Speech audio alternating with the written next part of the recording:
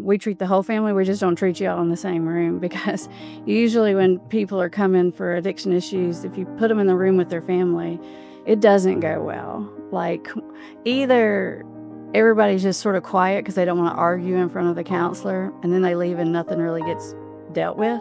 And then they're like, why are we spending our money on this? Or you put them in the same room and then everyone does say what's going on, and it turns into a big old argument, and everyone leaves feeling more upset than when they came. So we assign each person their own advocate. We call it lawyering. And so I'm always the defense attorney. And so it's my job to see the person who has an addiction, and it's my job to have their back my whole goal. And that's what I tell them. I say, listen, I know your family is sending you over here because they think I'm the principal, but they're wrong, because it's my job to have your back. It's my job to see things from your point of view and to speak for you and to get you out of whatever hole that you're in. All right, welcome to another episode of Finding New Waters. My name is B. Reeves. I'm the Director of Business Development at New Waters Recovery in Raleigh.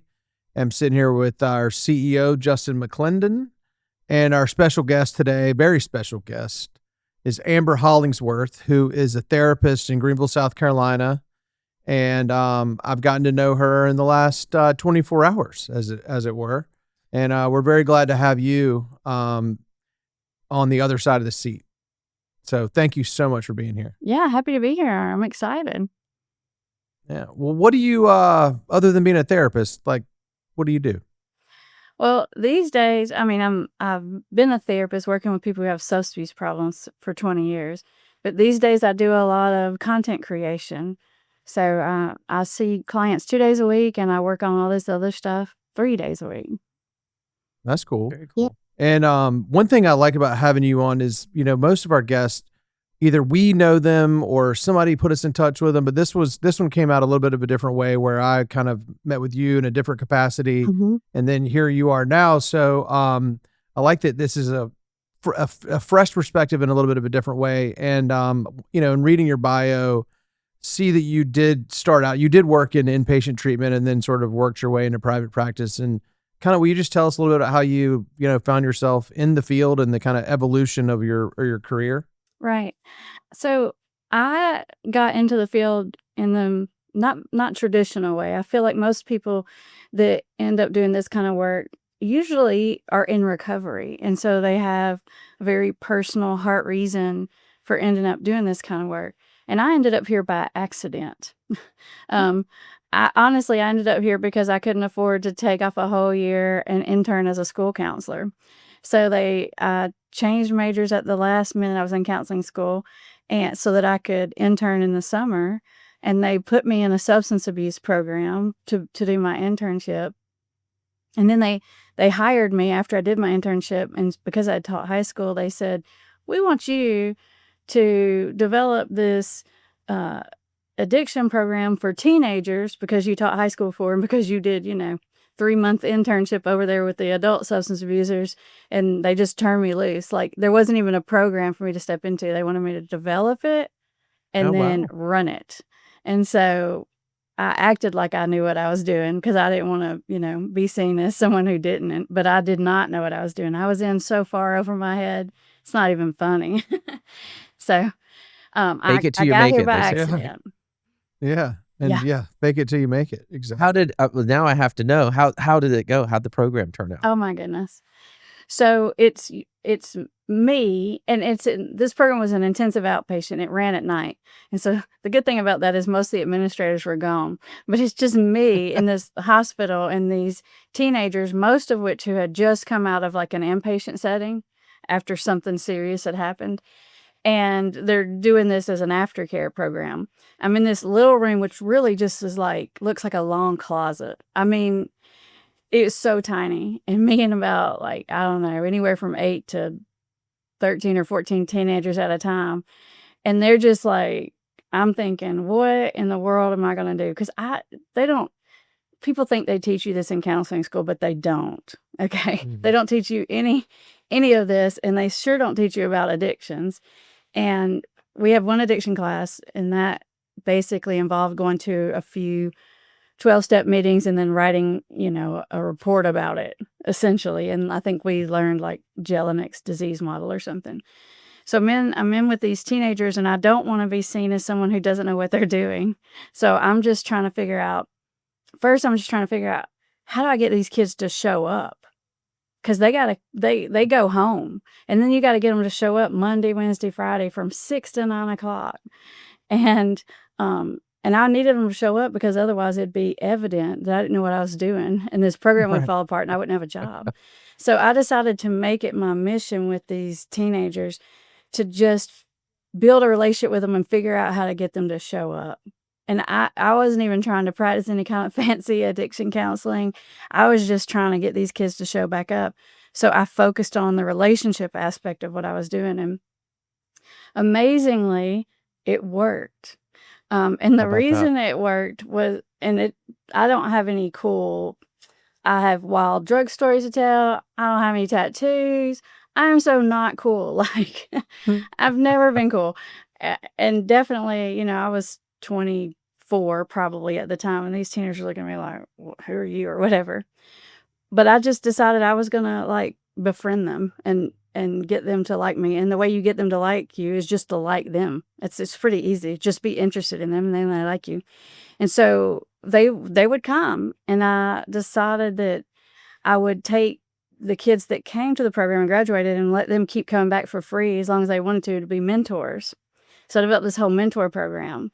And then the new kids that would come through, they liked coming, and then they want to be mentors. So they would get sober because they want to be mentors. Wow. And How so about the that? whole thing just grew and grew until we barely fit into our little closet that we were in. And there's more pieces to it. We developed this whole family program, and that program grew. They were meeting in the gym area, and they almost outgrew Oh, the wow. gym. So it was amazing, and it worked because of the relationships. Was probably the first lesson I learned, and maybe not maybe, but is the most important lesson I've learned in my entire career. That if you don't have that, you don't have anything. That's amazing. I love Yeah. that. So family, I know that from talking to you and seeing what you've done, reading about you, I mean, you still do family work? Yes, I have a private practice, and I have a couple of other coaches that work with me. So when I went out into private practice, the model that I sort of came up with was, we treat the whole family. We just don't treat you all in the same room because usually when people are coming for addiction issues, if you put them in the room with their family, it doesn't go well. Like, either everybody's just sort of quiet because they don't want to argue in front of the counselor, and then they leave and nothing really gets dealt with. And then they're like, why are we spending our money on this? Or you put them in the same room, and then everyone does say what's going on, and it turns into a big old argument, and everyone leaves feeling more upset than when they came. So we assign each person their own advocate. We call it lawyering. And so I'm always the defense attorney. And so it's my job to see the person who has an addiction, and it's my job to have their back. My whole goal, and that's what I tell them. I say, listen, I know your family's sending you over here because they think I'm the principal, but they're wrong, because it's my job to have your back. It's my job to see things from your point of view and to speak for you and to get you out of whatever hole that you're in. And so that's what I do. I align with them. And then their family, they get a lawyer, and those lawyers are trained well too. And a lot of it happens behind the scenes. We mediate a lot of it. And they'll say, well, if your little client will stop doing this, then, I'll say, well, can you get that mom to stop reading the journal? Can you get that wife to stop, tracking them on the app or whatever? And we negotiate a lot of it behind the scenes like lawyers do. A lot of it's mediated. Interesting. Yeah. That is interesting. I love that. I thought you were about to ask me something. No. And so our experience, my experience in my personal life, our experience in New Waters often is that the families sometimes feel like the loved one, the son, the husband, whatever, Mm-hmm. the client. Mm-hmm. Why do I, like in my case, my mom who took me to treatment, why do I have to do any work? I'm not the problem. I mean, how do you kind of handle that? It can be kind of offensive, right? If you say Yeah. to the family member, they're like, I'm not the one with the problem. I mean, they can feel offended. So I developed techniques on how to get them to do it. But the thing of it is I need help. And the person that's at home has the most influence over anybody. And so it's kinda like, if I don't get that family member on board to help me with what I'm doing, they end up sabotaging me, and if not sabotaging, slowing me down, not meaning to. They don't mean Mhm. to. They're doing the best they can. They're doing, natural responsive things, but they end up hurting a lot more than they're helping. And the reason I say that is because from 20 years of seeing people who have addictions, when their families are reacting to it in the ways that you would normally react to a situation like this, all that person can talk to me about is their loved one. And they see that as the problem. Their parent, their, kid, their parent, their spouse, or whatever, and you can't get them to talk about anything else. You can't get them to talk about what's going on Yeah. with them or any kind of addiction issue they may or may not feel like they have, because they're just fixated on this one very problematic person in their life. And so, for me, the whole family thing started out was because I was like, "If I don't get this mom and this wife to stop doing this, I'm never even gonna get this person to talk to me about anything else." Um, and they don't mean to do that, but what happens is the person with the addiction has to have a villain. It's just the way this Yeah. story goes. You have to have a villain, and whoever's the closest to you in your family is going to be the villain, and you end up in this power struggle with them, and that becomes the fixation of both of your lives. Eh, and it's an obsession over anything and everything else. The addict obsesses about how it's not fair and resentment, and they focus on how to sneak around and get away with and get back at. And that's all they can think about. And the family member, same thing on the other side. And so it's about untangling this power struggle that's happening so that we can get some recovery happening. When you say you treat the family but not in the same room, do you literally bring them in kind of one by one, or how does that work? Well, they just have their own sessions. So Okay. I would Yeah. have a session with the person who has the addiction, and their family member would have their own sessions with the person. We'll have the two family coaches that work too, and they work with them. Cool. Yeah. And how do you, when you're talking about kind of helping them untangle this dynamic that they have going on, how do you feel like do you find yourself going about doing that? These days, most people find me on YouTube, and mostly the family members find me Mhm. first because they're the ones that feel desperate. They're the ones looking for help. Like, Sure. what do I do? I've got a loved one in denial. They won't get help. They don't think they have a problem. I've tried everything I can try. And so, what I do with the family members is I teach them how to get out of the bad guy role, because as long as they're in that villain role, they're just gonna be stuck in that power struggle. So, we talk about how to extract yourself from being that bad guy role, which usually involves, like, being critical of the other person, trying to control the other situation. It's like the formula that works for getting someone out of denial and getting someone better is natural consequences. Um, and if they have a person in their life that has some empathy or that can make them feel hopeful that something can be better, that's a good formula. But what most families do is the reverse of that. What they do is they fix all the external natural consequences. They pay for the lawyer, they call the teachers, they cover for you, they watch your kids when you're supposed to be doing it. And so they're fixing all of the natural problems that would occur for this person, but they're mad at them inside the relationship. And that's what creates this skewed point of view of, I don't have a problem with that. I have a problem with you. It's the only thing they can see because you're fixing everything else, but Yeah. being angry and critical and controlling inside. And we teach families to reverse that. So I want you to be on their side. I want you to learn to listen with empathy. I want you to learn how to use reflective listening statements. And I don't want you to fix these other problems that they're creating. But when Yeah. they run into those problems, which they will, I want you to respond with empathy. When that happens, it activates the learning part of the brain.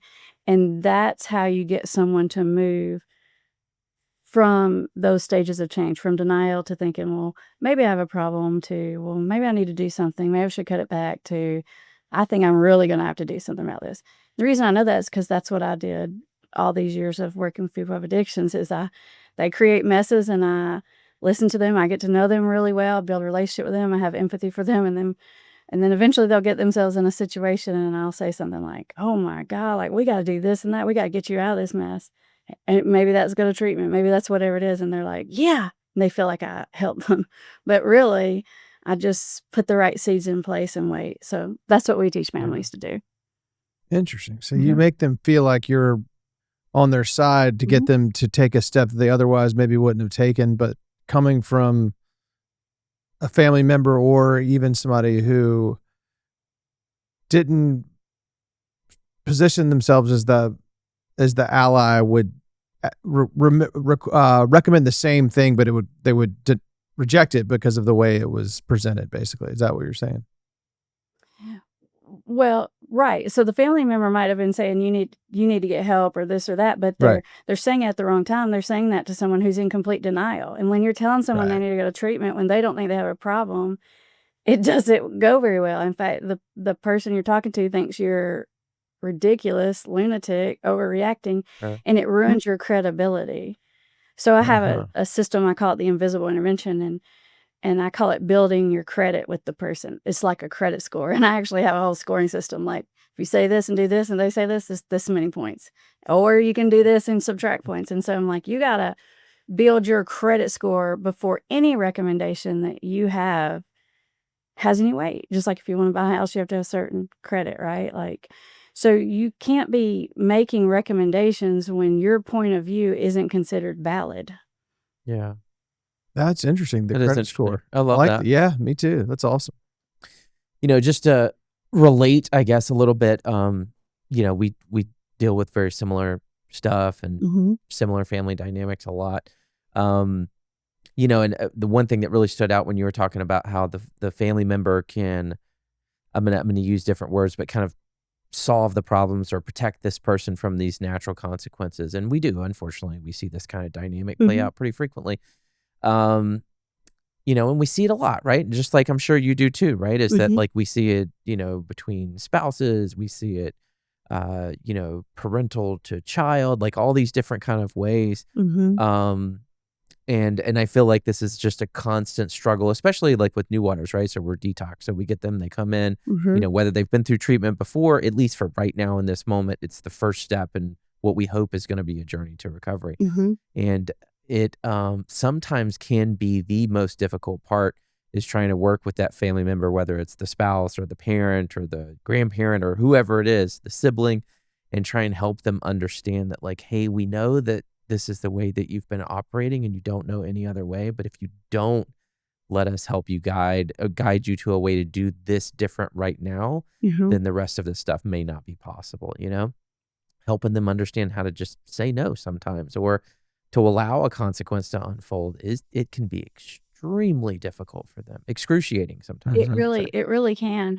But once they shift over to doing it the other way, it's not like the person immediately says, oh my gosh, I have a problem, I go to treatment, but almost immediately the relationship shifts and things become a lot easier. And then because you're not blocking their point of view on what the problem is, they start to see it and figure it out faster. And we teach families how to identify the things that motivate their loved one, not the things they think should motivate them. And because if you can build that credit, they'll be more honest with you and you'll get glimpses of it. You'll see these little seeds, something will happen and they'll say, oh, I need to cut it back, or man, this is making me gain weight, or whatever. They'll have their little reasons. And so once you can find those seeds, then you can start to water them, is what I call it, and nurture them and pull them forward. So not only is it allowing this person to see the problem, but you're finding their motivators and you're just positively reinforcing them, you're acknowledging them, you're growing these little seeds to bring a person along through those stages of change to figure out, I have a problem, what should I do about it? What do I think is going to work for me? And use what motivates them. And oftentimes it's very different than what the family member thinks should motivate them. Because sometimes it seems like minor, because it's like, that's the thing you care about. You're not saying you want to stop drinking because you got 5 DUIs and your kids won't talk to you, but because you're gaining weight, it doesn't matter. Whatever's the thing that matters to them, you got to find it and harvest it. And so these are the pieces that really not just get someone to get help, but get someone to change and stay changed. Because it's not just about how do I force someone to go to treatment. It's how do I get someone in the mindset to want something different so that it sticks. So true. Yeah. Absolutely. You mentioned the content creation, and I know you mentioned a little bit even in this. I think can I say that? You were on the podcast? I think you were on the podcast recently. So I'd love to hear a little bit about what kind of content is it. And I just love the idea of that. If there's parents or loved ones or spouses that can kind of, sometimes that's where it starts, right? It's like, hey, I don't know what to do. Maybe I'm not ready to see a therapist, but can I watch a video on how I could do this differently? Absolutely. And on that note, we do this podcast and we have an audience of it's a nice mixed bag of people who are parents, sober curious, people in recovery, people in our field. But I do know that in my world of my family and their friends and my friends and their families, and sometimes people, even though I'm probably the most public person in their lives about recovery, they're still afraid to talk to me about it. But what they do love is hearing from people like you and even Justin, because they know I work with him, they don't know him. But hearing it from not me, because I don't know if it's partially because they know what I was like before or because it's just like a step too far, makes it a little too real to talk to somebody they already know. But so like having resources like you is so important. So yeah, I mean, like, tell us what all you do. I mean, I know what we did yesterday, but it sounds like that's kind of a new thing you're doing. So what all do you do?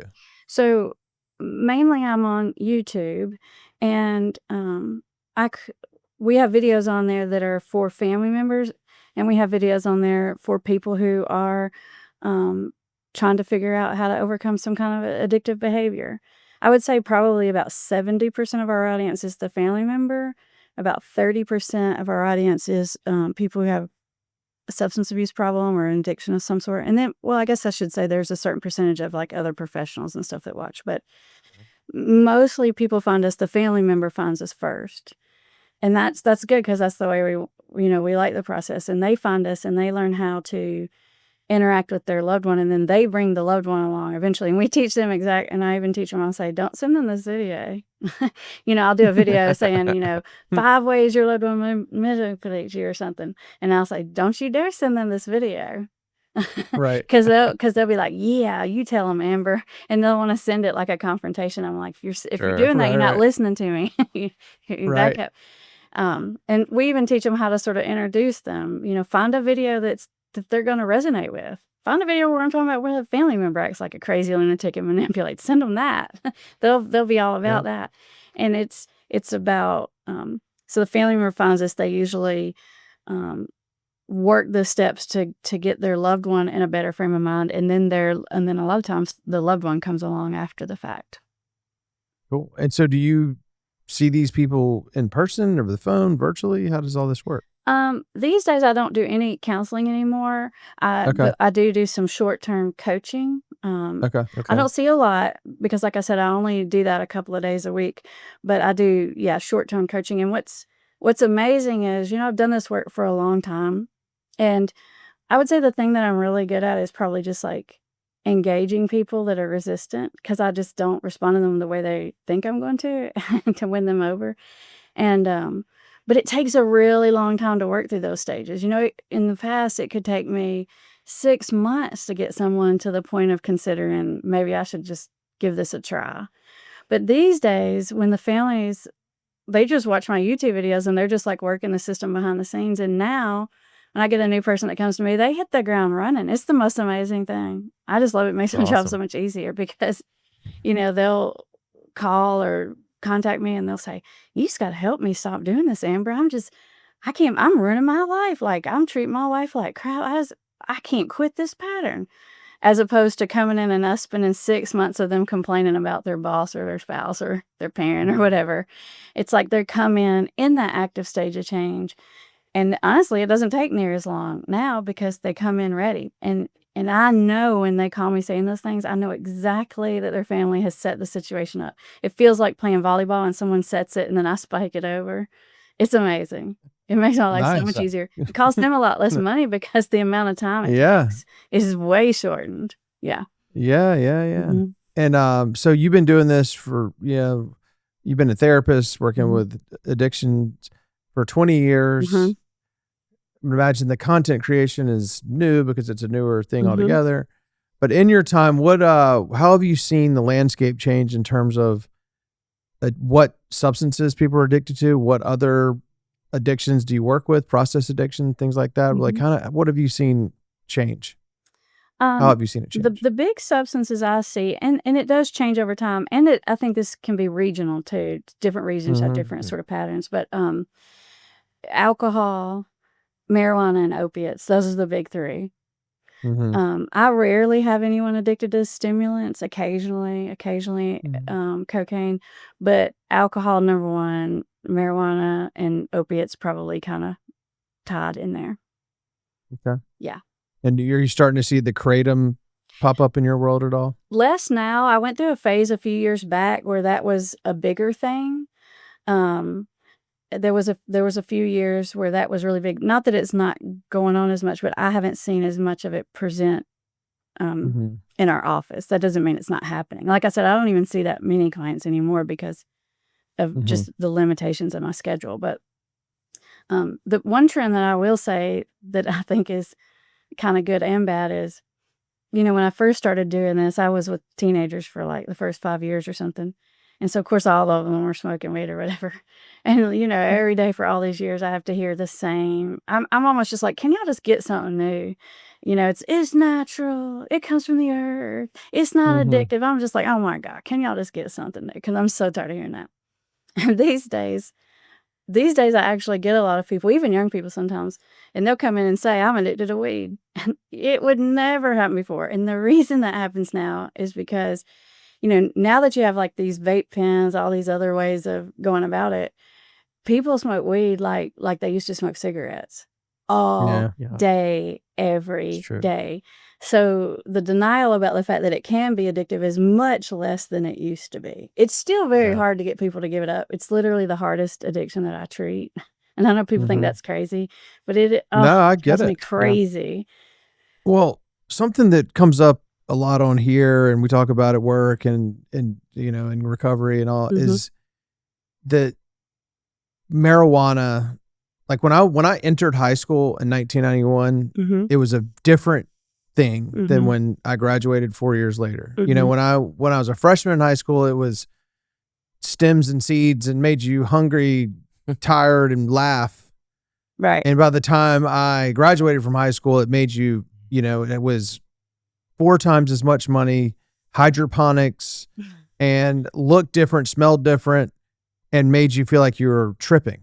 Right. But meanwhile, though, starting from the 60s, if not before, it had, like you just mentioned, this, it's natural, it's innocent, you can't get addicted. It was building up this reputation, rightfully or wrongfully so, early on, that it was harmless, but the lobby did a great job. And by the time the lobby was successful, it was a different product. It's right. And now it's even 30 years later from then, it's even more potent and causing all sorts of issues, including being more addictive than ever. Right. Like if someone is waking up drinking alcohol, they kind of realize they have an alcohol problem. But so many people wake up and smoke first thing, and they don't even, like I said, people use it like they would nicotine.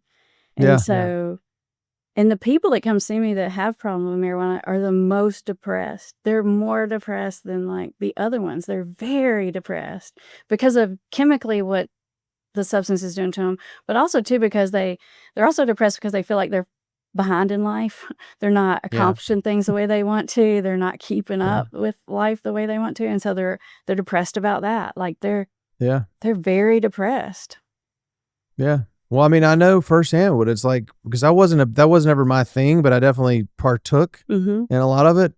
But if I smoked weed, anything I had on my schedule to do that day, that was no longer going to happen. Right. I mean, just basically, like I'm never going to be able to respond to this, write this letter, go to this appointment, whatever it was, and that that stuff piles up. And I wasn't even a daily, but enough for it to have had an effect on me. I can't imagine what it would do to somebody who's just an Who's all using day, it every all the day. time, right? And I Yeah, mean, you might have big ideas and plans and grand of schemes, course. but Well, you yeah. don't get, there's no action, a lot of times behind it. Yeah. Right. And then there's the myth that, oh, I'm going to write the great American novel, but I got to be super high to do it. Right. And then, I mean, I would wake up so many times and look at my, my laptop was sitting open on my desk with, page 1 and just nothing written. Right. But I was sure that if I got the cocktail just right, including weed, then I would be inspired. But yeah, because people say Yeah. sometimes like it makes me more creative, or I'm actually Yeah. more smarter or athletic. I'm like, does it really Yeah. make you that way, or does it make you feel like you are? Right. Yeah. Yeah. Yeah, and then not to go down a rabbit hole with this, but the other thing, since we are talking about cannabis, is that we see. I'm curious if you see this too, but we see, especially us being a lot more medically focused, like we see a lot of individuals struggling with like, cannabis-induced psychosis, or maybe not quite full-blown psychosis, but like manic-like symptoms Yep. that only kind of showed up when they started habitually smoking Yep. cannabis. We see that a lot more frequently nowadays than we did even just more than just a couple of years ago, I think. Yep. Yeah, we do too. And it can happen to anyone, but I especially see it in young guys anywhere from like 17 to 25. And sometimes, and I think what families don't understand about it is we're not talking about like you can get high on certain substances and have psychosis. This is different. This like initiates a psychotic mental health disorder. So it's not like I just have this when I'm high. It's like basically looks like schizophrenia that can last for months and months. Yeah. Yeah. It's scary. It really is. It is very scary. Yeah, and we've seen it in mostly that basically the age group you just described, but also, I mean, in older people who are, because it's kind of, it seems to me, and I'm sure there's research, but from that, it kind of two things happen. One, it's something that already was, somebody kind of was more inclined to have happen, and it sort of unlocks it. Or they just, it creates it. But either way, it creates this kind of in THC induced psychosis that presents itself as schizophrenia. And like you just said, it's not like, hey, they when they do this, they get crazy. It's like they do this and then they are this way for a very long time. Right. They activate a mental health disorder. Right. Yeah. But meanwhile, hey, it's totally harmless. It's natural. I know. Yeah. Yeah. We could talk about that. Yeah, I don't want we could go down that road. Like I said, it's the most difficult addiction that I treat. And I know people not so much because it's so hard to stop. I mean, it's not easy to stop, but more because it's so hard for people to see that that's what's causing the problem. Yeah. Right. And to get people to see, no, this is why all these things are happening, because they happen so slowly that people don't connect the dot. When you have a cocaine problem and life starts to get hard and unmanageability happens fast, you connect the dot faster. But marijuana just is so slow. I tell people it's like when you're in the ocean playing as a kid, and then you wave at your parents, and then you go back to playing, and then you look up and they're not there anymore, and you think they left me, but really the tide like took you down slowly. That's what weed addiction's like. And you think, I feel like my friends, they left me. I was like, nah, it's just. It's taking you slowly, and you don't feel it and you don't recognize it. You just know you're mad about life, you're unhappy, things aren't working. And weed, that's the only thing that's good about your day. That's the only thing that makes you feel better. And it's just so hard to get people to see the truth of what has happened there. Yeah. Yeah. And again, it goes back to this misconception that it's harmless and natural. And since it doesn't make people violent, and theoretically people aren't losing their relationships and jobs and stuff over it, but they kind of are. It's just not as rapid. Right. And I was thinking about this the other day because you hear, that was one of the other things, you don't hear about people hitting their wife when they're on weed. That was the other statement you hear all the time, right? But I've seen a lot of teenagers get addicted to weed and be very aggressive and violent at home. Yeah. Like, interesting. Way more so than some of the other substances. And it doesn't affect everyone that way, but the amount of families that I have that have to call the cops and like violent at home, it's a thing. It is. Wow. And just to throw this into the mix of the conversation is, you mentioned kind kind of the acceptability of it and stuff like that. Mm-hmm. And I think another, to whatever degree it contributes to it, but there's this kind of piece with the CBD and everything where it's like, it also is helpful. Not only that it's not hurtful, but that it's helpful. It helps me with my, my muscle pains and like, all the different things that, nausea and like all the things that people say that, cannabis can be helpful for, which maybe it is, maybe it's not, but at a certain point, just like any other addiction, right? Like it's. All the drugs are helpful for something. Right. All of them, pain pills, stimulants, alcohol. Yeah, it's all true. helpful to some degree, but it's not That's right. helpful when it takes over your life. Yeah. That's exactly right. Yeah. Exactly. Right. You know what? And that I think is a great way to kind of wind this up, because that is exactly right. They all have a purpose and they're all helpful until they ruin your life. Yeah, until it turns on you. That's right. That's right. Yeah. Exactly right. So tell everybody how do our listeners find you, Amber? Sure. Best place to find me is on YouTube. Our channel is called Put the Shovel Down, as in you hit your bottom when you put the shovel down. Our goal is to get people to put the shovel down before they lose everything, before they hit bottom, before they burn all the bridges. Because the sooner you address it, the easier it is to get out of. Love it. I saw that and I'm glad this came up in our conversation, because we can stop digging. That's right. Indeed. Awesome. Well, I thank you so much for yesterday, and thank you so much for today, and love your perspective and love what you're doing, and I can't wait for other people in our field and our audience to find you and benefit from your services and your videos. Yeah. All right. Thank you so much. Thanks for having me. Absolutely. Well, thank you so much, Amber. All right. If you liked what you heard today or just want to know more, give us a call on 919-670-8119 or visit us at newwatersrecovery.com. Thank you.